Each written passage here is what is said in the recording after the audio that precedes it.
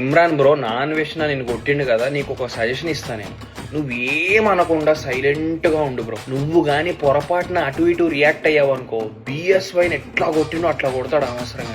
ఈ అమ్మ బిఎస్వై గాడైతే ఏడ్చి ఏడ్చి ఎక్కి ఎక్కి ఎక్కి ఎక్కి ఏడ్చుంటాడు, నిద్ర కూడా పోయాడు మా మాట. నేను అంటే కొట్టుడు చూడలేదురా అసలు. నేను నిజం అనుకునేవాడు, నాన్ వేసిన చెప్పేవాడిని గే ఇది అది అని చెప్పి చెర్రీ గిర్రీ అంతా అవన్నీ నిజం అనుకునేమంటారు. మా ఫ్రెండ్స్ తర్వాత చెప్పారు, లేదు బ్రో అలా కాదు, నాన్ వేసిన అంతే చేస్తాడని చెప్పేసి పరేషాన్ అయిపోయినా. వామ్మో ఇవేం కొట్టుడు అసలు, అన్ని రకాలుగా కొట్టాడురా, ఇన్ని రోజులు కొట్టాడురా అసలు. వామ్మో అది మామూలు కొట్టుడు కాదురా బాబు. సింహపు పంజా దెబ్బ కొడితే జింక ఇట్లా దొర్లుతా చూడు, తడదరని అట్లా కొట్టిండ్రా నాన్ వేసిన. మిగతా బెట్టింగ్ వాళ్ళకి కూడా చెప్తున్నాను, నాన్ వేసిన కంట పడ్డారంటే వాడి జీవితం నాశనం అయిపోయినట్టు అయిపోయింది, కథం అవుట్. ఇంకా నాన్ వేసిన మామూలు కాదురా నాయన.